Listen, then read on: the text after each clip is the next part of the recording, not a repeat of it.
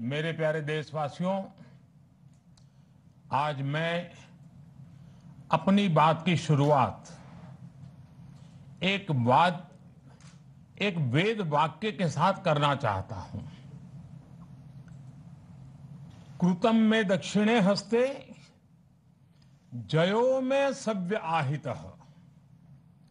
इस बात को भारत के संदर्भ में देखें तो बहुत सीधा साधा अर्थ यही है, हमारे देश ने एक तरफ कर्तव्य का पालन किया तो दूसरी तरफ उसे बड़ी सफलता भी मिली। कल 21 अक्टूबर को भारत ने 1 बिलियन 100 करोड़ वैक्सीन डोज का कठिन लेकिन असाधारण लक्ष्य प्राप्त किया है। इस उपलब्धि के पीछे 130 करोड़ देशवासियों की कर्तव्य शक्ति लगी है। इसलिए ये सफलता भारत की सफलता है, हर देशवासी की सफलता है। मैं इसके लिए सभी देशवासियों को हृदय से बधाई देता हूं। साथियों, 100 करोड़ वैक्सीन डोज ये केवल एक आंकड़ा नहीं है, ये देश के सामर्थ्य का प्रतिबिंब है, इतिहास के नए अध्याय की रचना है। ये उस नए भारत की तस्वीर है जो कठिन लक्ष्य निर्धारित कर उन्हें हासिल करना जानता है। ये उस नए भारत की तस्वीर है जो अपने संकल्पों की सिद्धि के लिए परिश्रम की पराकाष्ठा करता है। साथियों, आज कई लोग भारत के वैक्सीनेशन प्रोग्राम की तुलना दुनिया के दूसरे देशों से कर रहे हैं। भारत ने जिस तेजी से 100 करोड़ का 1 बिलियन का आंकड़ा पार किया है, उसकी सराहना भी हो रही है। लेकिन इस विश्लेषण में एक बात अक्सर छूट जाती है कि हमने ये शुरुआत कहां से की है। दुनिया के दूसरे बड़े देशों के लिए वैक्सीन पर रिसर्च करना, वैक्सीन खोजना, इसमें दशकों से उनकी महारत है, एक्सपर्टाइज थी। भारत अधिकतर इन देशों की बनाई वैक्सीनेशन पर ही निर्भर रहता था। हम बाहर से मंगवाते थे। इसी वजह से जब 100 साल की सबसे बड़ी महामारी आई तो भारत पर सवाल उठने लगे, क्या भारत इस वैश्विक महामारी से लड़ पाएगा? भारत दूसरे देशों से इतनी वैक्सीन खरीदने का पैसा कहां से लाएगा? भारत को वैक्सीन कब मिलेगी? भारत के लोगों को वैक्सीन मिलेगी भी या नहीं? क्या भारत इतने लोगों को टीका लगा पाएगा कि महामारी को फैलने से रोक सके? भांति भांति के सवाल थे। लेकिन आज ये 100 करोड़ वैक्सीन डोज हर सवाल का जवाब दे रहा है। भारत ने अपने नागरिकों को 100 करोड़ वैक्सीन डोज लगाई हैं और वो भी मुफ्त, बिना पैसा लिए। साथियों, 100 करोड़ वैक्सीन डोज का एक प्रभाव यह भी होगा कि दुनिया अब भारत को कोरोना से ज्यादा सुरक्षित मानेगी। एक फार्मा हब के रूप में भारत को दुनिया में जो स्वीकृति मिली हुई है, उसे और मजबूती मिलेगी। पूरा विश्व आज भारत की इस ताकत को देख रहा है, महसूस कर रहा है। साथियों, भारत का वैक्सीनेशन अभियान सबका साथ, सबका विकास, सबका विश्वास और सबका प्रयास का सबसे जीवंत उदाहरण है। कोरोना महामारी की शुरुआत में ये भी आशंकाएं व्यक्त की जा रही थी कि भारत जैसे लोकतंत्र में इस महामारी से लड़ना बहुत मुश्किल होगा। भारत के लिए, भारत के लोगों के लिए ये भी कहा जा रहा था कि इतना संयम, इतना अनुशासन यहां कैसे चलेगा। लेकिन हमारे लिए लोकतंत्र का मतलब है सबका साथ। सबको साथ लेकर देश ने सबको वैक्सीन, मुफ्त वैक्सीन का अभियान शुरू किया। गरीब, अमीर, गांव, शहर, दूर सुदूर, देश का एक ही मंत्र रहा कि अगर बीमारी भेदभाव नहीं करती तो वैक्सीन में भी भेदभाव नहीं हो सकता। इसलिए यह सुनिश्चित किया गया कि वैक्सीनेशन अभियान पर वीआईपी कल्चर हावी न हो। कोई कितने ही बड़े पद पर क्यों न रहा हो, कितना ही धनी क्यों न रहा हो, उसे वैक्सीन सामान्य नागरिकों की तरह ही मिलेगी। साथियों, हमारे देश के लिए ये भी कहा जा रहा था कि यहां ज्यादातर लोग टीका लगवाने के लिए आएंगे ही नहीं।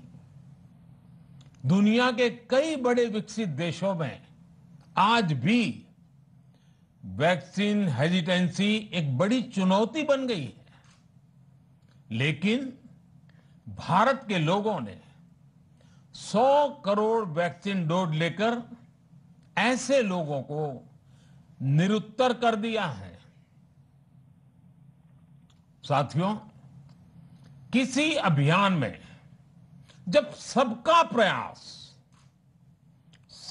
प्रयास जुड़ जाता है तो परिणाम अद्भुत ही होते हैं। हमने महामारी के खिलाफ देश की लड़ाई में जन भागीदारी को अपनी पहली ताकत बनाया, फर्स्ट लाइन ऑफ डिफेंस बनाया। देश ने अपनी एकजुटता को ऊर्जा देने के लिए ताली, थाली बजाई, दिए जलाए। तब कुछ लोगों ने कहा था कि क्या इससे बीमारी भाग जाएगी? लेकिन हम सभी को उसमें देश की एकता दिखी, सामूहिक शक्ति का जागरण दिखा। इसी ताकत ने कोविड वैक्सीनेशन में आज देश को इतने कम समय में 100 करोड़ तक पहुंचाया है। कितनी ही बार हमारे देश ने एक दिन में 1 करोड़ टीकाकरण का आंकड़ा पार किया है। ये बहुत बड़ा सामर्थ्य है, प्रबंध कौशल है, टेक्नोलॉजी का बेहतरीन इस्तेमाल है, जो आज बड़े बड़े देशों के पास भी नहीं है। साथियों, भारत का पूरा वैक्सीनेशन प्रोग्राम विज्ञान की कोख में जन्मा है, वैज्ञानिक आधारों पर पनपा है और वैज्ञानिक तरीकों से चारों दिशाओं में पहुंचा है। हम सभी के लिए गर्व करने की बात है कि भारत का पूरा vaccination programme science born, science driven और साइंस बेस्ड रहा है। वैक्सीन बनने से पहले और वैक्सीन लगने तक इस पूरे अभियान में हर जगह साइंस और साइंटिफिक अप्रोच शामिल रही है। हमारे सामने चुनौती मैन्युफैक्चरिंग को लेकर भी थी, प्रोडक्शन को स्केल अप करने की भी थी। इतना बड़ा देश, इतनी बड़ी आबादी, उसके बाद अलग अलग राज्यों में, दूर दराज इलाकों में समय से वैक्सीन पहुंचाना, ये भी किसी भागीरथ कार्य से कम नहीं था। लेकिन वैज्ञानिक तौर तरीकों और नए नए इनोवेशन से देश ने इस चुनौतियों के समाधान तलाशे असाधारण स्पीड से संसाधनों को बढ़ाया गया। किस राज्य को कितनी वैक्सीन कब मिलनी चाहिए, किस इलाके में कितनी वैक्सीन पहुंचनी चाहिए, इसके लिए भी वैज्ञानिक फॉर्मूले के तहत काम हुआ। हमारे देश ने कोविन प्लेटफॉर्म की जो व्यवस्था बनाई है, वो भी विश्व में आकर्षण का केंद्र है। भारत में बने कोविन प्लेटफॉर्म ने न केवल आम लोगों को सहूलियत दी, बल्कि हमारे मेडिकल स्टाफ के काम को भी आसान बनाया। साथियों, आज चारों तरफ एक विश्वास है, उत्साह है, उमंग है। समाज से लेकर इकोनॉमी, हम हर तबके पर देखें, ऑप्टिमिज्म ऑप्टिमिज्म ऑप्टिमिज्म ही नजर आता है। एक्सपर्ट्स और देश विदेश की अनेक एजेंसीज भारत की अर्थव्यवस्था को लेकर बहुत सकारात्मक है। आज भारतीय कंपनियों में न सिर्फ रिकॉर्ड इन्वेस्टमेंट आ रहा है, बल्कि युवाओं के लिए रोजगार के नए अवसर भी बन रहे हैं। स्टार्टअप्स में रिकॉर्ड इन्वेस्टमेंट के साथ ही रिकॉर्ड स्टार्टअप्स यूनिकॉर्न बन रहे हैं। हाउसिंग सेक्टर में भी नई ऊर्जा दिख रही है। पिछले महीनों में किए गए कई सारे रिफॉर्म्स, कई सारे इनिशिएटिव, गति शक्ति से लेकर नई ड्रोन पॉलिसी तक भारत की अर्थव्यवस्था को और तेजी से आगे बढ़ाने में बड़ी भूमिका निभाएंगे। कोरोना काल में कृषि क्षेत्र ने हमारी अर्थव्यवस्था को मजबूती से संभाले रखा। आज रिकॉर्ड लेवल पर अनाज की सरकारी खरीद हो रही है। किसानों के बैंक खातों में सीधे पैसे जा रहे हैं। वैक्सीन के बढ़ते हुए कवरेज के साथ साथ आर्थिक सामाजिक गतिविधियां हो, खेल जगत हो, टूरिज्म हो, एंटरटेनमेंट हो, सब तरफ सकारात्मक गतिविधियां तेज हो रही हैं। आने वाले त्योहारों का मौसम इसे और गति देगा और शक्ति देगा। साथियों, एक जमाना था जब मेड इन ये कंट्री, मेड इन वो कंट्री, इसी का बोलबाला था, बहुत क्रेज हुआ करता था। लेकिन आज हर देशवासी ये साक्षात अनुभव कर रहा है कि मेड इन इंडिया की ताकत बहुत बड़ी होती है। और इसलिए आज मैं आपसे फिर ये कहूंगा कि हमें हर छोटी से छोटी चीज जो मेड इन इंडिया हो, जिसे बनाने में किसी भारतवासी का पसीना बहा हो, उसे खरीदने पर जोर देना चाहिए। और ये सबके प्रयास से ही संभव होगा। जैसे स्वच्छ भारत अभियान एक जन आंदोलन है, वैसे ही भारत में बनी चीज खरीदना, भारतीयों द्वारा बनाई चीज खरीदना, वोकल फॉर लोकल, ये हमें व्यवहार में लाना ही होगा। और मुझे विश्वास है सबके प्रयास से हम ये भी करके रहेंगे। आप याद करिए, पिछली दिवाली हर किसी के मन मस्तिष्क में एक तनाव था, लेकिन इस दिवाली 100 करोड़ वैक्सीन डोज के कारण एक विश्वास का भाव है।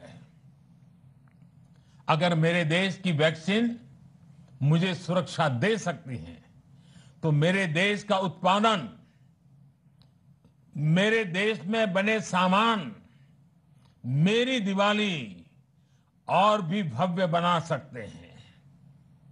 दिवाली के दौरान बिक्री की एक तरफ और बाकी साल की बिक्री एक तरफ होती है। हमारे यहां दिवाली के समय, त्योहारों के समय बिक्री एकदम बढ़ जाती है। 100 करोड़ वैक्सीन डोज हमारे छोटे छोटे दुकानदारों, हमारे छोटे छोटे उद्यमियों, हमारे रेहड़ी पटरी वाले भाइयों बहनों, सभी के लिए आशा की किरण बनकर आई है। साथियों, आज हमारे सामने अमृत महोत्सव के संकल्प है, तो ऐसे में हमारी ये सफलता हमें एक नया आत्मविश्वास दिलाती है। हम आज कह सकते हैं कि देश बड़े लक्ष्य तय करना और उसे हासिल करना बखूबी जानता है, लेकिन इसके लिए हमें सतत सावधान रहने की जरूरत है। हमें लापरवाह नहीं होना है। कवच कितना ही उत्तम हो, कवच कितना ही आधुनिक हो, कवच से सुरक्षा की पूरी गारंटी हो, तो भी जब तक युद्ध चल रहा है, हथियार नहीं डाले जाते। मेरा आग्रह है कि हमें अपने त्योहारों को पूरी सतर्कता के साथ ही मनाना है। और जहां तक मास्क का सवाल है, कभी कभी जरा, लेकिन अब तो डिजाइन की दुनिया भी मास्क में प्रवेश चुकी है। मेरा इतना ही कहना है, जैसे हमें जूते पहन करके ही बाहर जाने की आदत लग गई है ना, बस वैसे ही मास्क को भी एक सहज स्वभाव बनाना ही होगा। जिनको अभी तक वैक्सीन नहीं लगी है, वो इसे सर्वोच्च प्राथमिकता दें।